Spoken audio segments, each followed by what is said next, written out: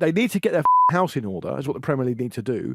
But I don't think you can have any sympathy with the behaviour that's been exhibited by the ownership at Everton for a number of different reasons, and now for the ownership at Forest. How can you have any pudding if you don't eat your meat, everybody? Welcome to the Football Ramble. A cup set in Bristol and Mourinho's been sacked. It's Wednesday, 17th of Jan. I'm Marcus Speller. I'm Jim Campbell. I'm Luke Moore. And I'm Vish and Jim.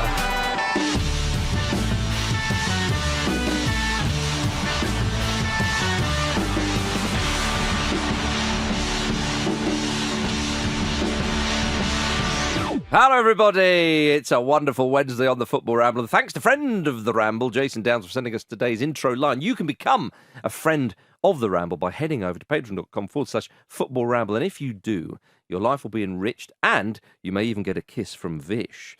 There will be a special... Kiss me on the nose. Or wherever. Wherever, yeah. Within wherever, reason. the nose. You've let them whittle you down to kissing someone on the nose there. Well, I mean, they're gonna. I'm a sucker for peer pressure. Don't say sucker. You'll also get a special extended version of the Ramble today, and every single Wednesday for just $5 a month. So head over to patreon.com/Football Ramble. Gentlemen, a cup set in the west of England, in Bristol, more specifically. Bristol City 1, West Ham United 0. How about that, Jim Campbell? Yeah, it was. I suppose it was a cup set, wasn't it? But it was a brilliant performance from Bristol City. Do you think Bristol City fans will be happy about that? They just knocked out a Premier League side and you went, well, I suppose it's a cup set. Well, I guess they'll just have to No enjoy further questions, Your Honour. It was a massive win for them, Jim, wasn't it? It was a massive Jim for them, wasn't it? Win? I enjoyed it. That's what I said. All right. Yeah, it was. I'll tell you Jim's what, more of a Rovers fan, to be fair, isn't he? You're a gasser, are you, Jim? I'm not, no. Based on what I've seen of the two, I much prefer Bristol City because that's probably the first time I've watched either of them for a full 90 minutes. Yeah, okay. So well done them. Well done for getting them back on side. Yeah. Well, yeah, they'll be loving you now, Jim. I'll tell you No, what, but they were brilliant. Let me put Yeah. a statue up for you outside Ashton Gate after that. Don't you worry, everybody. We know what to do with that. People of Bristol certainly do. Yeah. So it was a great win, despite what anyone thinks. West Ham, of course, were down to 10 men. That was one of the talking points of the game. But what about the goal? 3 minutes in, Tushan Hantharaja, and it was a lovely bit of opportunism from Conway. Yes, it's always nice to see a goal that emanates from an almost chance at the other end. Yeah. And a keeper sly clearance that goes 70 yards. Yeah. But yeah, that was this game was exactly what you needed it to be because it felt like a bit of an afterthought in that it was an FA Cup replay. It was in a week that those Premier League teams specifically. Just a nice little bonus game. You look at the telly and you go, there's a game on tonight. Great. And you feel like two teams without much history beyond obviously the original third. I'll tell you what. With each other. Okay. Right, okay, yeah. And then suddenly it just kicks off. Yeah. And, everyone who you imagine the players wanted to get in and out, and they were like, actually, fuck this. Let's fuck them up. Who kicked off the most? I would say, you know what, off. Ben Rama. He wasn't the worst offender in the night. No, not at all. He was just a stupid one. Yeah, exactly. Yeah, I feel like everyone got away with it because it was grounds on getting the ball. They could always argue that. I think it was Joe Williams, wasn't it, set the tone very early. Yeah. Him and Danny Ings had a Danny Ding Dong, I suppose you might call it. Yeah. And then from then on, it was very, very full blooded. I was actually a bit concerned for Bristol City at points because they were going into everything, thundering in at 100 miles an hour, and that got more extreme after Ben Rama went off. And I was thinking, you're either going to get someone else sent off or you're going to completely run out of gas. Sorry to use that phrase. But they didn't. They more than held on. They were sort of, plugging away for a second one late on. It felt like Liam Manning must have said to them, go as hard as you can, as early as you can. The tempo and the intensity from the start was far, far greater than West Ham were either capable of or wanted to apply, given that West Ham had some fringe players come in and probably didn't even really want to play the game, given the schedule and all the rest of it. And the goal, Tommy Conway's goal, came from just a huge amount of intensity. Yeah. Him getting ahead of the ball, getting to the ball ahead of Fabianski, and obviously he also took quite a pleasing amount of time to put it in the net. Yeah, as well. Very composed. How often do you see players miss that opportunity? Yeah, exactly. Like very specific. Well, it was thing. very composed because again, the stadium, they're all up for it, and as you say, boom, straight from the off they go. And then to have a bit of composure, of course, it's a chance he should put away, but you do need to put it away. Also, he gets tripped by Fabianski, and you think, I'm glad he didn't go down there, mate. He could have. This is, you've now got the winner. Yes, exactly. Yeah, I mean, David Moyes was angry. because of the VAR situation, saying this is ridiculous. You have it in one round, or you have it in some places and not in others. But Ben Rama, that was definitely a red card. You can't kick someone in the balls, however cleverly you do it. Yeah. And doing it from the floor where your legs are at their, are higher than your head. But that's not a wise way to do it. Yeah, but it was because it went all crazy, didn't it? It was a big challenge. Yeah, and they fouled each other. Let's be honest. Yeah, I mean, it was Tanner on Emerson that kicks it off. That's right. And that provokes the second tackle very quickly. But you've just got to be not the most obvious one in that situation. VAR's not going to overturn that anyway. No, of course. But did you not think that Ben Rama's reaction to the red card was of a man who knew exactly exactly what they were going to do, and B, realised how stupid he was? And also, he's never been sent off before, so he's probably just a bit confused. So what do I do now? Yeah, I've seen that before, but not for me. Are we doing sin bins now? Yeah. An early bath. There's no bath. But I did think that. If David Moyes was going to complain about anything, I didn't actually see the post-match interview where he complained about VAR. I didn't see that one. But if he was going to complain about anything, I think he probably would have had a right to complain about the fact that Bristol City played right on the edge. And that's being generous. You know, if you look at a player like Danny Ings, who's had some bad injuries, he was on the end of a couple of bad ones. And at one point, I can't exactly remember what he was mouthing. You could kind of lip read it. But he was honestly saying to the referee, really? I mean, you're going to let that go? Because you get him clattered. Well, Bowen was out injured exactly from this game, wasn't he? Exactly, the first game. Yeah, exactly. Yeah. I just felt like clearly there's an imbalance of priorities. It's a massive game. I don't mean this to be disrespectful to Bristol City, but it's a bigger game for them than it is for West Ham. They approached the game in that way, and they knew that to be competitive. But I just felt like they played right on the very edge, in a way that it was a bit of a throwback. And I don't know if the referee did a brilliant job of staying on top of it, because if he had done, I don't think that skirmish with all those challenges ending in the Ben Rama red card would have actually happened. There was a sort of off-the-ball punch as well. Right. Yes. On Cresswell. Punch in a sort of in the wrestling in a football sense. term of the word. Absolutely that. Yeah, and that surely would have been. Well, he was lucky. Reverted. I thought he was lucky. So maybe that's what Moyes was talking about when it comes to the VAR thing. Maybe. Yeah. Although after that big chat we had about Moyes, and then after this game, I'm a Moyes out man now. Yeah. Well, you think that the thing is, just want to go with the tide. You got to go with the way. Last thing I want is to have a backbone. All you've got to do is outlast everyone else, mate. That's right. Just don't nail your colours to any mast. You'll be fine. You'll be the last man standing. So much comfier with that backbone. He'd probably lie down as well. I'll be an MP by the end of the week. You'll be out again by the week after. It'll be a hell of a week though. This was actually a pretty good game to use as a lens for that Moyes discussion we had again, because I've got several friends who are West Ham fans, and they're all saying the same thing after the game. Typical West Ham, right? We have three really good front players. When they're not playing, we've basically got nothing. We stink the place out, and we end up losing anyway. I mean, that's basically what they're saying. So it's a really difficult thing to sell to your common or garden football fan who doesn't know much about West Ham, by saying this is where they've come from, this is where they are in the league. They've won the Europa Conference League recently, but at the same time, if you are a West Ham fan who's gone to that game at 0 degrees, and that's happened, you're probably pissed off, and rightly so. Yeah, absolutely. I think Ben Rama. I think Ben Rama's a decent player. He's a sort of solid backup to the quality they have now. But I think Maxwell Cornet really showed why he's not been picked very often yesterday. I mean, he did. And he's had a lot of injuries, to be fair to him. But that drop off is. I mean, I think it's difficult for Moyes to deal with the drop off in quality there. But this, you would think that they have a bit more intensity, because you're right. They just won a trophy. They want to get used to that idea. They want to show that they can compete in a knockout competition. And I think the idea from the West Ham fans I know is that Moyes doesn't necessarily know how to get the best out of these top-level players as well. So you've got a strange kind of... I think that's probably right. And I think also... I think a lot of those are sort of, if you've got old-school British managers, would maybe struggle with that a little. Maybe. I would also say, and add to what you're saying there, guys, that, if you were thinking about a kind of which of these teams would have brought players on to affect the game late on, you'd think it would be West Ham, given their resources. It wasn't. It was actually Bristol City. Naki Wells came on and was really good. One or two other subs that Bristol City brought on really took the game to, or continued to take the game to West Ham. Just felt like it was an all-round kind of shitty day at the office. What do you think was a bigger slap in the face for your average Cockney? West Ham losing, or EastEnders being taken off air last night to make space? It's hard to separate. And Dean Gaffney's back again on the chat. He's not back in EastEnders now, though, is he? I wouldn't have thought so. No. Was that a bit of viral marketing? Just jump in front of his car? So, I mean, moving with EastEnders, which way do West Ham fans turn? It's a big call. Yeah, it's difficult to know which to be more pissed off about, isn't it? I mean, at the end of the day, maybe tell it. What they should probably do is say that it was David Moyes' decision to move EastEnders. Everyone could rally around the common enemy, can't they? Definitely. Speaking of West Ham and injuries, Lucas Paquetá could be out for at least 2 months. Which obviously we're aware that he's injured. Although he didn't seem too concerned about his injury, did old Lucas? He said, "Every hour increases by a month. Calm down, calm down, everybody." You talk about the size of his ankle. Yeah, I'll tell you what. Though, one West Ham fan who is having a lovely time is Ian Nash. Oh, the Ghana man. The Ghana man. Ghana man. Yeah, I thought that was me.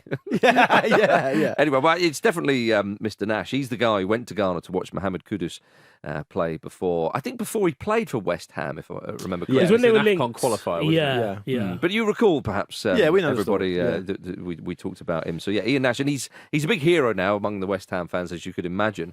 He's donating kits to a youth club based in this country and is meeting the Ghanaian Hammers Supporters Club. So he's doing the rounds again, and he's been officially made an ambassador of the club for this particular event, which is a lovely touch. It's also a galaxy brain move because he's like, well, I can't watch Mohamed Kudus play for West Ham, which means West Ham will be shit. I'll go and watch him for his national team. Yeah, well, apparently he's off to the AFCON to do this as well. So he's off to Ivory Coast. This man is what we need in this country. Because, so you said should be on the foreign front, we've been diabolical. This Ian Nash, not only is he elevating West Ham, I'd say he's elevating the whole of the United Kingdom. So what are you saying, 39th Premier League game in Ghana? If you're going to do it anywhere. Yeah, you'd prefer it to be Ghana. And if you need someone to broker the deal, Ian Nash is your man. Yeah, right, Ghana's the place.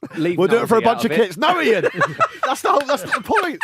Keep Knowlesy away from it. Yeah, Ian Nash is your man. Yeah. Well, Ian Nash might need a bit of security. Do you think? Would you like to see Ian Nash do like a Nick Knowles type DIY show when he comes back? Absolutely. Yeah, it'd be great. Why not? Well, we need a new one. I mean, especially if travel he's show. never done anything like that in his life. Exactly. I just think we should keep giving these opportunities to Ian Nash for some reason. Anything, yeah. But you mean the Knowlesy who was laying out those fans who were trying to attack the West Ham? Yeah, he does. The West Ham but he's moved it on. It reminded me of Nick Knowles. Oh, okay. Yeah. Right. I think he's the modern day Alan Wicker, but there we are. Could be. Give him a travel show. It's a nice little reference there for the younger listeners. I'm going to Google Alan Wicker. I don't know who that is. A man who quite literally hasn't been on telly since probably the mid-70s. Travel shows are just for comedians and one of their parents now. Yeah. He's been dead for 11 years. It's not that bad. That's to be fair. It's not that bad. It isn't. Is it?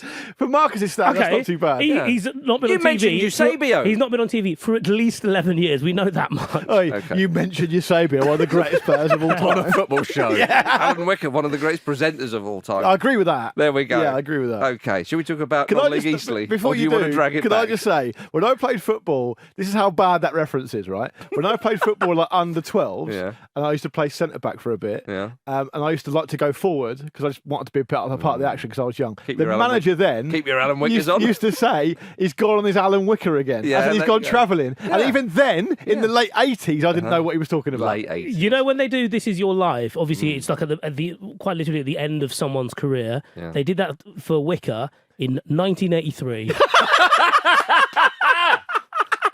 And now we're going to have to explain This Is Your Life. Thanks, Vish. Just never ending. Oh, dear. Yeah. Well, it's good to know I was alive when it happened. Yeah, just about. Non-league Eastleigh's cup run is over after losing to Newport County 3-1. It's good because no one likes Eastleigh. I do. But Andy doesn't, I don't. You don't. You're just saying no, that. I've just now decided I do like them. I do like their badge. Yeah. It's a bit Brexit, but they're in the what's on the badge? Just a massive Spitfire. Winston Churchill poking his head out the window? maybe. Theresa May. Remember that time? Yeah. Yes, and then beneath it is a fields of wheat with Theresa May running through it. Sorry. Their nickname is the Spitfires. That's basically sure. And they are sort of in the Southampton area, right? That's where your disdain comes from? Yeah, that's where kind the of pathetic disdain comes Andy from. likes them for another reason. It might be something to do with AFC Wimbledon. He dislikes them. Yeah, dislikes them, sorry, yeah. But Paul McCallum scored a lovely one. It was a lovely goal. They got themselves a sadly, it collector's wasn't to be, was it? It wasn't to be. Wasn't to be because Newport are a better side. Huge incentive for them to have played against Manchester United. Well, I was going to say Newport have a chance to go on another famous cup run because they play Manchester United in the next round. Yeah, they're bringing Man United back to Rodney Parade, aren't they? Oh, Rodders, yeah. It's just a great name. It's one of the most pleasing names. Yeah. It sounds like Ronnie Pickering. It does a bit. It does a bit. It's all very enjoyable. Who are you? I'm Rodney Parade. Wolves versus Brentford apparently went to extra time and Wolves apparently won 3-2. I say this because none of us can find highlights this morning of an FA Cup replay. Yeah. Baffling. So I will take the jewel in the FA's crown. Trying to preserve the tradition and the interest in the world's oldest football cup competition. Yep. Are we going to put it on the BBC website? Nah. Nothing. I've seen a lot of children recreating it on FIFA. Yeah, that'll happen.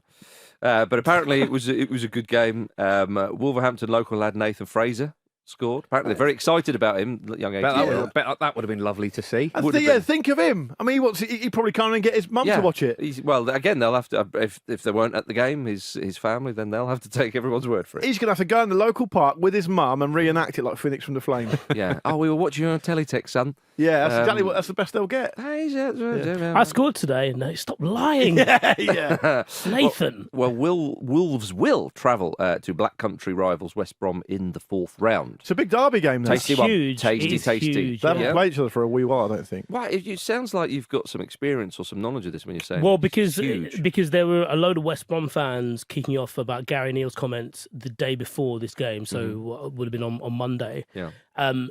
Reading far too much into. Basically, he said the tie doesn't exist yet. We need to get through this because there was a lot of focus on it already. Yeah.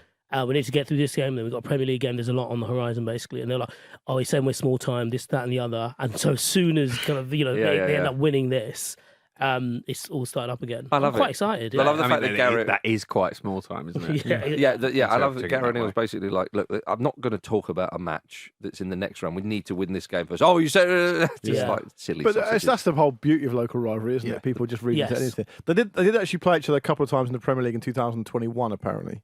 Which I completely forgot about. I thought for some reason they were in the Premier League together for about 10 years or so, but they clearly were. And Wolves lost 3-2 to West Brom at home last time. Yeah, so it's an interesting one. There was a 1-1 draw at the Hawthorns. Yeah, Wolves have been preparing for that match, obviously already, because West Brom are a big opponent, obviously derby rivals and all that kind of stuff, and they've been preparing for that match by playing against the Wolves under 8s. I saw this, yeah, very wholesome. That's what they think of you, West Brom. Well, you've got to question the lads' commitment though, because they weren't really putting it in. Didn't see a booking. You hate that, Marcus. At one point, one of the 7-year-olds actually scored. Yeah, you won't believe it if you haven't seen it, but they did actually score. Also, I thought it was like it's so you can watch that. But you cannot watch Nathan Fraser's goal. Yeah, who also scored for the under 8s. Honestly, it was embarrassing because they come out and they're so they're almost like in awe of these Wolves players, and they're like asking after them and like photos and stuff like that, and it's absolutely pathetic. Need your focus. You've got to be focused. Some of them probably offered to change shirts at half time. What kind of message does that send to fans of Wolves under 8? Why were the under 8s wearing West Brom kits? That's what I want to know. And those of you who are confused that Nathan Fraser scored for the under 8s, it's because he was actually under 8 when the qualification process started. That's right. Still eligible until the end of the competition. Very much so, yeah. Do you remember in, I'm assuming it was Japan, it was definitely in the Far East somewhere. 100 kids against 8 players or something, wasn't it? Yeah. Yeah, I remember that. Yeah, I'm pretty sure. I think it was Japan because I think Bukayo was in that, wasn't it? Yeah. Part of me thinks that Real Madrid were involved somewhere along the line. I think it's not a unique event. I've seen various iterations of Dortmund have done similar. Have they? Yeah, they just play the long ball. If you need to pick me up, Dortmund could do about it. Just get Jayden to play. That's how Jayden's got his confidence back. But I would say, what I would say, this is a semi-serious point. It's a very nice thing to do because the majority of the statistics are clear. The majority of those kids aren't going to be professional. But they'll always remember that. Majority of the kids might not even play for the under 9s. Exactly. Tough at the top. Yeah, it is. But generally, you should see how the video is lovely. It's great, yeah. When the kid scores the goal, it's just pure joy. Yeah. And also, about 90% of those kids will be, as we all know, will be poached by Man City by the time they're 10. So yeah, you'd say so. No chance they're going to turn out for the first team. Let's hope so. One man who will never ever be poached by Manchester City is José Mourinho. Imagine it. Imagine that move. What a key change that would be. What a move. Be so good. I've been doing stadium tours. I'd love him to come onto stage like Britney Spears did with on her comeback with the little mic. Yeah, it's Britney, bitch. Snake around his shoulders. Snake around his shoulders. It's Jose, bitch. Marco Materazzi around his shoulders. Pep's head on his hand. Materazzi alongside him, like Paul Bearer. Yeah. Well, he was my special one. he was sacked yesterday after 2.5 years in charge of Roma. I think we've given that the respect it deserves. Man's lost his job. Yeah. Imagine it was an Undertaker. Well, I tell you something with Mourinho. It was the way they loved him and took to him, it was obviously not as successful as his Inter side, because I mean, come on, that was a number of years ago when he was at the peak of his powers with a bigger and better squad. But as I say, the way those fans took to him, and some of the nights and some of the games that he gave them, it was a modern day version Mourinho of what he did at Inter, if you see what I mean. Yeah, you kind of there are various clubs around the world where all you want is a manager who will fight for you. Yes. Yeah? Spurs have that with Angie, something they've searched for a while. Yeah. And I suppose you could throw Roma into that purely because of, as you say, how their fans took to them. Yeah. And I think, or I wonder, and this is purely just my perception, it seemed like they drew something out of Mourinho. Yeah. It felt like there was a bit of light there to accompany the shade that had been building up over all this time. Yeah. And I wonder if he's, given his comments, not just before he was sacked, but subsequently when he was sacked, more so than ever, I think he's got one more job in him. He certainly has the appetite for one more job. Had the appetite for one more job in him. Yeah, I think this is a real test of how competent your owners are. Yeah. This should be part of the fit. Talking to you, Newcastle. Talking to you, specifically the piss posse. But I mean, I've from a distance, of course, thoroughly enjoyed Mourinho at Roma. But the fact is, I know he's been sacked, and obviously at Inter, look, if you will, I mean, I know it's a sort of a weak comparison in a lot of places, but just the kind of feeling of it. Obviously, he left Inter when he wanted to leave. But with Roma, he has been sacked. But the fact that they sold out the Olympic Stadium there a number of nights, it never gets sold out. It's such a huge stadium. And that Europa Conference League run, which, of course, they would go on and win, I mean, that got everybody going there. First trophy for a while, first European trophy since, the Fairs Cup win, and goodness knows when that was. When the Fairs Cup was still around, I think Alan Wicker won it the previous year. So it was 61 apparently. Right, and also getting to the final of the Europa League. I mean, unfortunately for him, he came back up against Sevilla. And there's just some things you can't do. I would also add, and I think Nicky and Andy or Nicky and someone else are going to do a reaction show to this today. Andy and Nicky, on the continent, so you can check that out on their feed. But I would also say, I don't know not that much about Roma or indeed Italian football, but I think that it is right to say that Roma are a team, obviously, in the capital who have always been overshadowed by these other teams in Italy. They only won 3 Serie A titles in their whole lifespan. And I think that what Mourinho was able to do, and again, this is from the outside looking in, he was able to really tap into that kind of underdog mentality. Definitely. The way that he does, everyone's against us kind of thing, which is why it kind of didn't really work at Real Madrid philosophically, But at Roma, he can do that. And they've obviously gone away with a load of memories of some great nights, as you've touched on, Marcus. Also, he has kind of raised the profile of player they've been able to attract as well. You look at Dybala, Lukaku coming in. I think you could argue that they may not have, been so attracted to Roma if José Mourinho wasn't there. They've also gone even more mental with Daniele De Rossi as the new coach, which I love is amazing. That. I absolutely love that. And look, I think we should be absolutely clear here. The mantra of the Football Ramble is what's good for the Ramble isn't good for your club. We need to see José Mourinho back in the Premier League. And all these people who are listening going, oh no, this football's so boring. It's not the point. No, it's not the point. And we need to find a landing spot for him in the Premier League. I don't care if it's West Ham or Newcastle. They're my 2 front runners, personally. Yeah. Either of them will be absolutely fine by me. Or EastEnders. Get him in EastEnders, then we can watch him 4 nights a week. Oh, he's probably already had a cameo in EastEnders. We just didn't see. I think that's unlikely, Marcus, if you don't mind me saying. True enough. Yeah. I do love the fact that he's been sent off 6 times in the past 2 seasons, though. It's more than any player in Serie A. The Roma bench has had 29 cards in his time there. That's right, yeah. That's a legacy. Yeah, that's a legacy. Now, right we know a man of this parish who pops in and out is David Cartledge, and he loves the rough and tumble of football, shall we say. Yeah. And I just remember him tweeting during that Europa League final against Sevilla. He went, the Roma bench is the place to be. Yeah, because it was just all get stuck in. Yeah, you haven't even got a run. Exactly. It was If you think you're not playing a part of this, if you've got a sub-stop, no chance. Absolutely not. In fact, am I coming on? No. Yeah. You're more crucial. You're starting. Are you going to have a placard down at Rome Airport just saying Mourinho home? Yeah, that'd be nice. Yeah, like would you like that? Yeah. My goodness. All right, everybody. In the second half, we've got Everton and Forest getting into a bit of trouble, and Andre Onana being calmed down by El Hadji Diouf. Not a position you should be in. That shows you where the man's head is at. All right, we'll see you in a minute.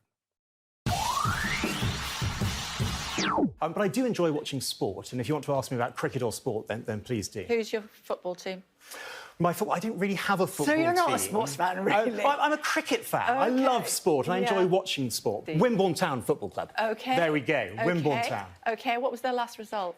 I couldn't tell you that. The last result that I was there was a very exciting. Lots of goals were scored and it was a 1-1 draw. Welcome back to the Football Ramble, everybody. Another cricket man. Another man of the bat, Vish. Are you going to defend your man?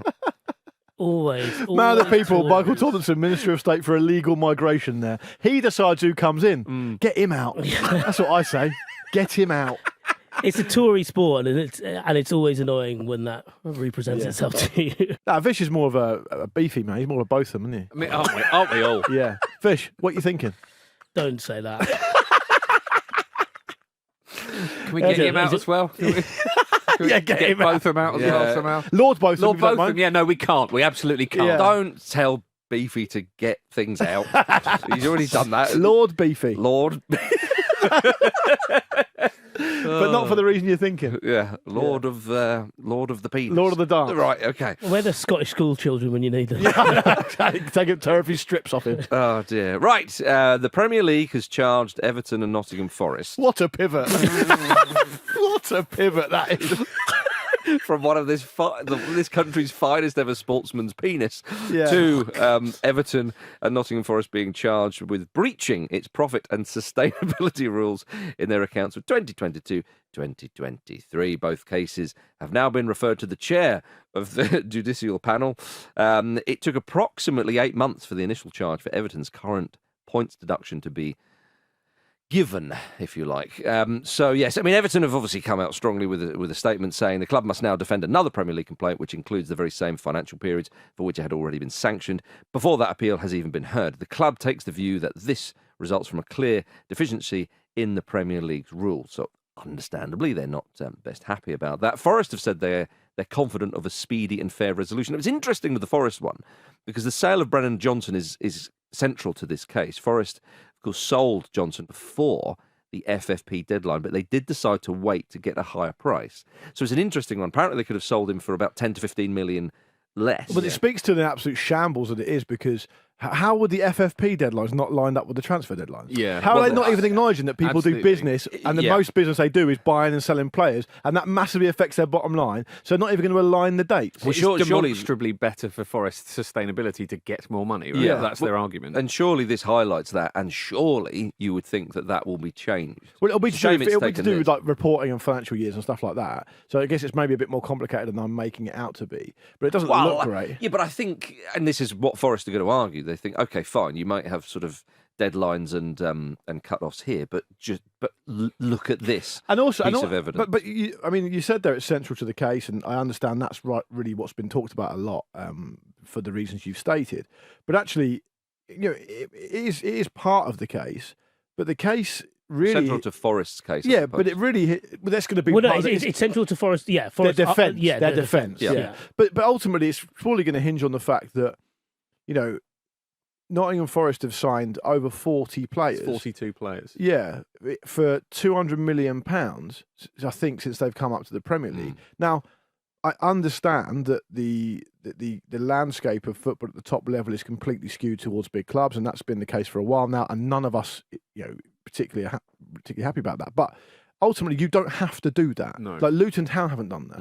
Burnley haven't done that. There's been teams that have been promoted that haven't done that. They've decided to do that because their owner is a certain type of character, and they've behaved quite irresponsibly.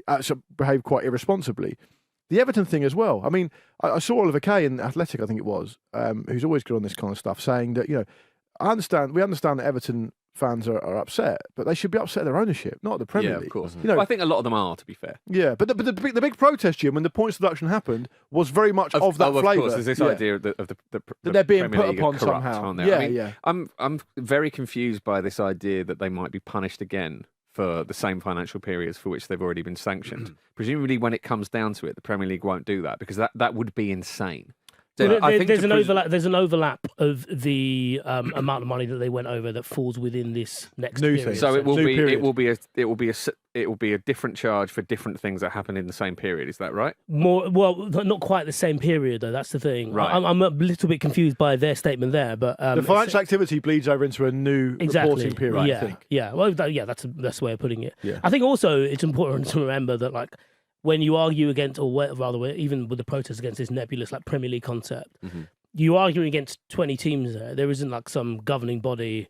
Rather, the Premier League isn't a governing body that sits above it. It's made up of the 20 teams who all made this rule. And they were also, my understanding as well is that these charges were recommended by an independent body. Yeah. It gets given to once they decide. Well, actually, there's no decision to be made because, when you read into it, Everton and Forest, they've broken the rules. Yeah, right? but they acknowledge that they've broken the rules. So it's not necessarily about pleading innocence. It's, as you say, it's defending what they've done, which is why excuses for what they've done. Yeah, which is why the Forest one is very, very interesting. And again, we can all sit here and say, well, it makes sense to wait for the price. You can get more for the player. Yeah, of course. Yeah. But, the rules are the rules. But the rules don't spend all the money then. But the rules are also the rules. And so it makes sense in one regard.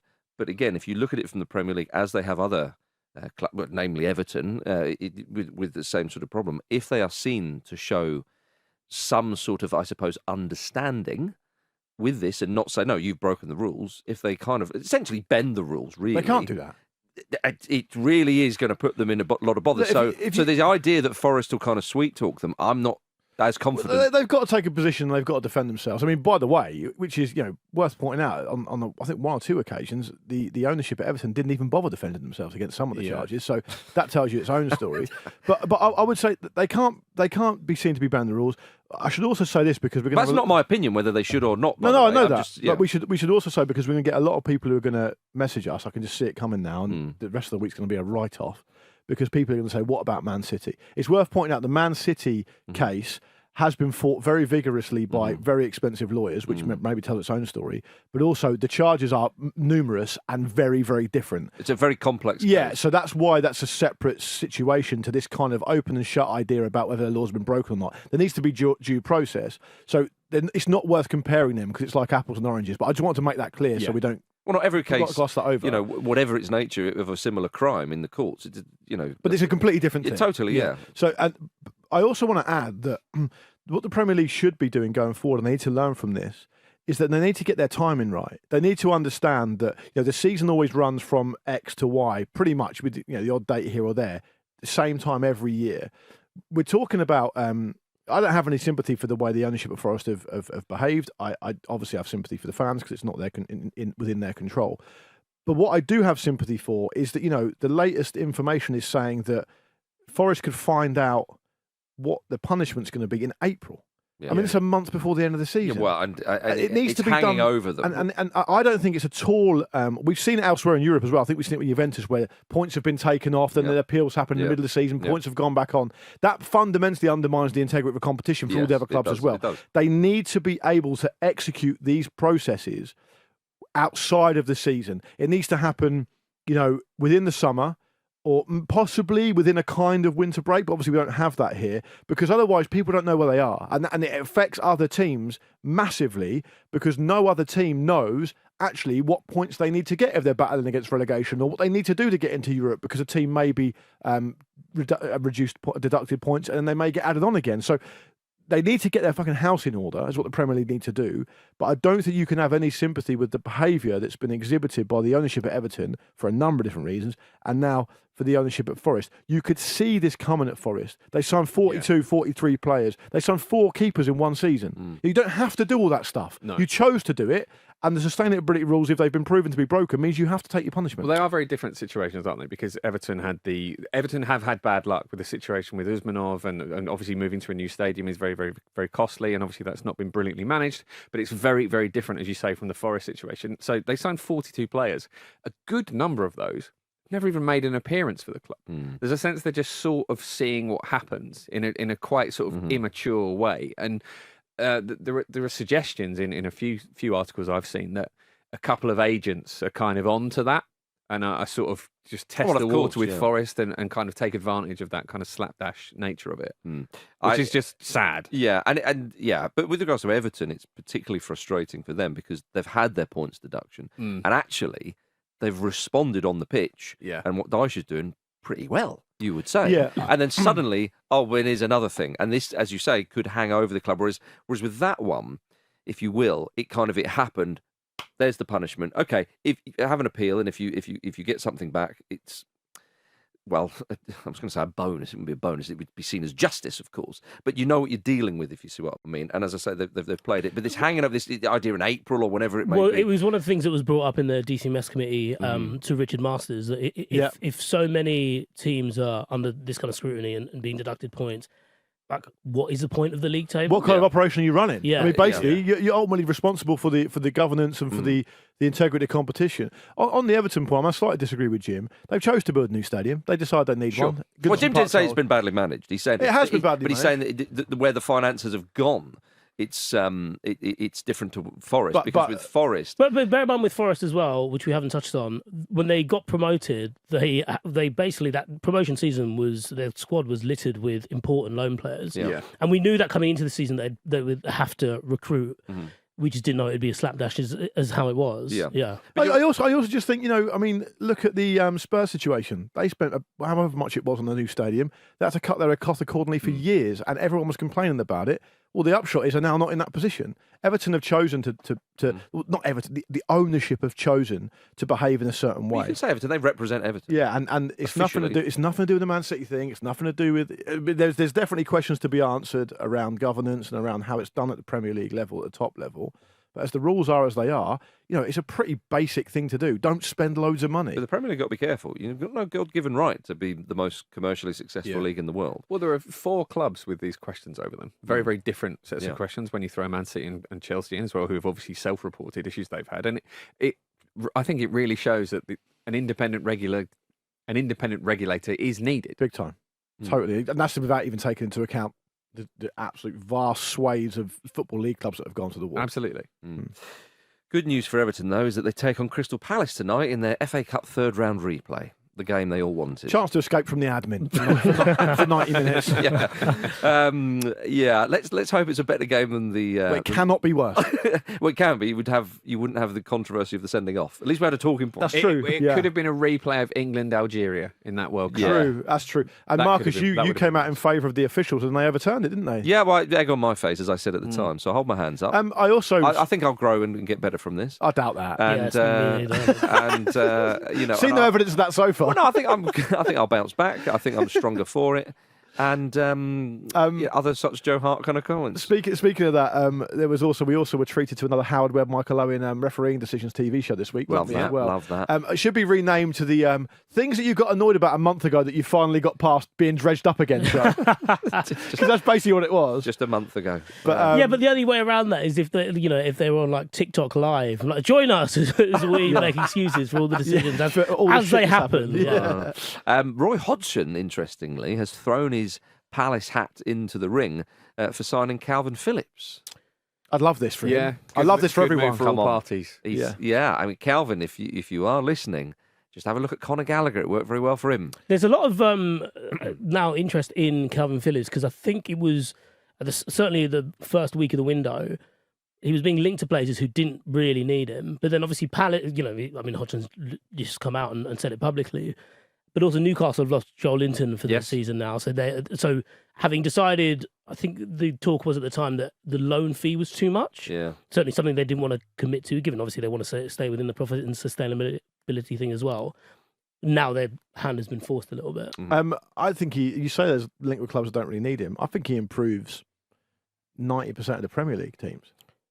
Well, no, who didn't really need him in terms of like what they had at the time. I'm saying it's changed a lot now because of the scale of the injuries that people have picked up that's as well. And also the reason he's been linked though also surely has to be because he's an absolutely fantastic midfield player who never plays. That's part of it. And also you'd back him. He's got such a great engine and he's still very young that I don't think it would take him long to get up to speed. No. Also, he does. I don't know that, but I would suspect. We've seen for England. That was a little while ago now, but yes, that was a. But he does a bit of, like the Man City didn't just sign him to put him on their bench. Right. They acknowledge the fact that, but at Leeds he did really impressive things, and he's a very dexterous midfielder. Yeah, it's not just the engine, technical quality on the ball, passing. Indeed, and just to kind of echo that, just a great player who you see him sitting on the bench getting no minutes. It's like, come on, it's sad. It really is. And I agree with you, look. I think he improves the vast majority of teams in the Premier League. I mean, he was even linked with Juventus as well. I think I was about to say, I think a move to a big European team would be good for him. I also, and this is a bit of a rogue one, and I understand that this will never happen, but given the frontline injuries that Spurs got, I mean, the midfield players they've got, Basuma, Sarr, Bentancur, you know, a lot of those players have either, in Bentancur's case, have got massive injury issues. I mean, he was fantastic at Old Trafford, but he's had injury problems. You've got players missing through Africa Cup of Nations as well. I mean, Man City would probably never let it happen, and maybe Ange doesn't think he fits with what they want to do. But I mean, you can get him in on loan. I understand. It's just an example that he could improve a lot of top teams. You can get him in on loan. I understand the finances are obviously the big question mark here. You get him in, and he has a good time. There's every chance you could then sign him in the summer. A player in his prime, rather because he's 20. I was saying he was young a minute ago. I mean, younger than us, but he's young to me. Just like Zlatan. But you could have a player there who could play for your club for the next sort of 4 or 5 years or something like that. It feels like it's the kind of move that benefits absolutely everyone. It benefits a player, benefits the club he's going to, and also benefits Man City because it makes sure his value, at least, if it not just doesn't stay level at this point, then certainly goes up. Also, the position and the way he plays, Marcus, to bail you out a little bit. I mean, he could play that position for a very long time. Yeah. 28's not old for that position. Yeah. The Yorkshire Pirlo. Yes. Well, speaking of players who once played in a similar role to that, there's been reports that Palace are interested in Michael Carrick as a replacement for Roy Hodgson. I think that's a nice move as well. That would be nice, wouldn't it? I think he's. But let Roy leave. Let him. Have his little standing ovation before you start talking about other He's already done that once. Yeah. A bit around the pitch. Specifically for Crystal Palace. Not flying. Yeah. he was walking around. No, he did Palace he went. He did it at Palace as well. He came back again. He kind of also did it when he was at Watford. That's what I'm saying. yeah. When that was it. He did it at Watford. He did it at Palace. While Watford managed. Which is why I was specifically saying when they got relegated. Yeah, that would be a good think it's a nice move for Carrick because it feels like, it remains to be seen what Carrick can finish off doing in could be a League Cup winner. Exactly, at Middlesbrough. But he has, what's kind of often overlooked with him is that I feel like he's had quite a good apprenticeship as a coach at Manchester United as well. I know not the club that they were perhaps, but he's been involved there for a while before he went to Middlesbrough as well. It feels like a natural step for him to go to someone like Palace. And Palace, they need to get past this reliance on Roy Hodgson for all the obvious reasons. To be fair, they have tried, and the people they've tried have been sandwiched between Hodgson stints, really. So they tried Frank de Boer, didn't work. Hodgson comes in. They tried Patrick Vieira, didn't work. Well, Vieira worked for a bit. Well, it did, yeah. But I think Hodgson comes in. They get rid of him, Hodgson comes in. So that's what I'm saying. That's what I'm saying. I need to get past it. He was only there to steady the ship, though, wasn't he? Was the plan? And we're at that point now where it's relatively steady. And is it a risk, this much of a step up to go for Carrick now? I guess it depends on. Well, they're not going for Carrick now. They're interested when he replaces Hodgson. Will see out the rest of the season. So, look at other countries, specifically Italy. I know they have a much higher level of coaching there, but you sort of not younger, but if you look at some of the CVs of Italian managers, they'll have coached some sort of lower half Serie A teams, and then bang, they get the big job. But the difference is, though, is then the level of quality of coaching there is high, that some of them actually go on and do a pretty good job. I would just say, sorry, Michael, I was just saying, in the context of the current championship, where there's some really good teams, teams that are flying. Yeah, they're a point off the playoffs as we record this today, and they might get to a League Cup final. It's hard to see how. Yeah, I think he's earned the right to be in that discussion. Yeah. But speaking of tonight's FA Cup third round replay, Pete and Andy will be giving you a Ramble Reacts tonight following tonight's conclusion to those FA Cup third round replays. Do subscribe now so you don't miss that or any episode. I hope for their sake that it's a much better game. And all of our sakes, quite frankly. To be fair, the game, there was a 3-2 in the Premier League earlier this season, so you never know. Yeah, that doesn't count for anything, though. Doesn't. Let's go to the Africa Cup of Nations. Another upset! Blimey O'Reilly.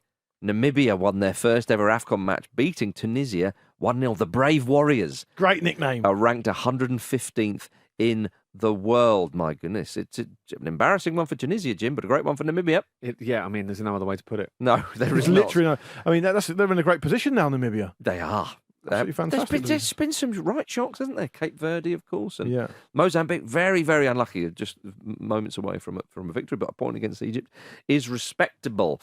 Also, that's a way to do a shock. 88th minute winner. 88th minute winner, absolutely. Mauritania didn't cause a shock. They were beaten by Burkina Faso 1-0. Aston Villa's Bertrand Traoré got the goal for the Faso in the 96th minute. A penalty it was. So, gutting for Mauritania, who do have former Fulham player Abubakar Kamara in their ranks. Can't Nice believe to you called see them the Faso when their nickname is the Stallions. Yeah, well, could have gone with that. True enough. Could have gone with that, mate. But it was nice to see Kamara in there. On the team sheet, it seems like he's got a new name, AK-47. He's got that on the back of his shirt, hasn't he? I'm all for it. I mean, it's the thin end of the wedge, though, Jim. I mean, you know, before you know it, in the I Premier welcome League, the wedge. You've got the wedgie. Got me back at school. Before you know it, you've got Ash the Bash on the back of the shirt. AK-47, Ash the Bash. It's all welcome to me. I don't look. I love what you're doing. Hated here. Martin. Cum dog. Yeah, hated Martin. Before you know what? it, Cum dog. Cum dog. You remember Cum Cum dog? dog? Oh, yeah. No, Hated Martin was one of your mates at school. No, it was someone I met once in a pub. He was introduced to me as Hated Martin. Was he a knob? Immediately. It was incredible. What about, isn't there another guy, Jim the Fish or something? That's him. Keith the Fish. Keith the he had a Fish. skullet. He was Yeah. called Keith the Fish because all he ever spoke about was what he had for dinner, and it was always fish. Very disappointing. So you don't want- there was a kid at my school. You don't want the fish known on as the back of it. Street rat. Street rat. You don't want that on the back Lovely of the kid. His mates just decided to stitch him up. You grew I'd up be in, absolutely fine with someone having street rat on the back of their shirt. You grew up in well, it's almost Essex, but it's technically East London. Zone 6. Yeah, no one will Yeah. let me say it's London, but it's I know I literally will. a London The borough. borders were redrawn in Did you vote? 1965. Did you vote in the mayoral elections? Yeah, Then you're in then. indeed. Yeah, but I'm saying that's why that part of the world traditionally has these nicknames. Like Jim the Fish, What, because Keith the Fish. Well, because they're from Essex. No, What do you because mean? the old Cockney boys and all that. Oh, I see what because you you're mean. saying they're gangsters. Originally, that was a lot of them. Yeah. Like there was one gangster called like Mick the Hat or something, and it was like, why was he called that? Because he often used to wear a hat. Yeah. Jack the Hat. Jack the Hat. Jack the McVitie. Hat. There Yeah. you go. Got killed by one of the crows. Murdered by Ronnie Cray in the Blind Beggar pub. For a time, you could buy a commemorative coin of it in there. It's Jim's life, everybody. It is. He lives it. He lives it, so you don't have to. Yeah, that's why he's defending AK-47. Yeah. And Jack the Hat. Cameroon drew 1-1 with Guinea in their opening match. Andre Onana, of course. He's having a great tournament. He travelled straight. He's just not playing any games. He travelled straight from that game that Manchester United played the other day against Spurs, of course, to the African nations in Ivory Coast. Now, that's it's a big trip. It is a big trip, and he was expecting to be on the bench for Cameroon. He understood that because he'd committed to Manchester United, he wasn't going to start for Cameroon, which, all being well, he probably would, despite walking out of the World Cup, or certainly leaving the World Cup. They drew 1-1 with Guinea. Again, a bit of a surprise result there, you'd certainly say. Bad weather, though, meant that he only arrived 3 hours before kickoff. And subsequently, he was left out of the squad entirely. Now, you can understand that from Cameroon's point of view. 100%. Yeah. This chap, we've had previous with him in the World Cup. He said he's going to turn up. He's not here yet. Now, even if it is like, sorry, we've got to pick the squad because of the weather and so on, or even if they're thinking, blimey, is he going to turn up? They've got to name the squad. They have. But Onana can't. He's not having any of this. He was very, very upset and reportedly was heard saying, if I wasn't going to play or make the team, then why did I come here in a private jet? Now, what a way to endure yourself. Sounds like a man who paid for the private jet. Yeah. Also, why do you expect to play if you're on the bench? Yeah. You're probably not going to play anyway. He arrived in the country at 5 a.m. that morning. Yeah. Surely he can't be thinking that he's getting off the bench. Yeah. And by the way, Cameroon have a pretty illustrious history in this competition. They've won it 5 times. It's not as though they're also rans. Well, they've also got an illustrious legacy of goalkeepers. I understand that some of Onana's teammates, they play for big clubs. You've got, what have we got? Sort of Marseille and Napoli. And one or two others sort of represented, but some of them play for smaller clubs and won't be on the kind of money that Onana is playing with, and they know he's a bit big time, and so to turn up and hear him shout, I was at a private jet to get here, why am I not playing? I want to run around. Yeah, I fear that he may not be playing in this tournament for very long. It's a big decision for the big chief, Rigobert Song, to make for the next game, isn't it? Yeah, I'd love that Rigobert Song's in charge. Because it's been reported he said that. I don't know if it's an official interview that Andre Onana gave to the press, but if that's how he's behaving, you got to understand that the manager may make another decision. Do you have any sympathy for him though? Because he's clearly busted a gut to get there. I just think if the tournament is a tournament, you knew when it was going to happen. You've already walked out of one tournament. You can't play the Spurs game. Yeah, you can't play it. Join up with your squad. Yeah. Join up with your teammates. And if the compromise is that you are going to play in the Spurs game, accept that this game is not going to feature you. And do you think these are the words of El Hadj Diouf, who apparently had to calm him down? I mean, that's imagine like finding yourself in that telling you position. to put your phone down, isn't it? It's like Piers Morgan telling you to be reasonable. Andre, mate, I think you're looking a bit like a twat here. Yeah.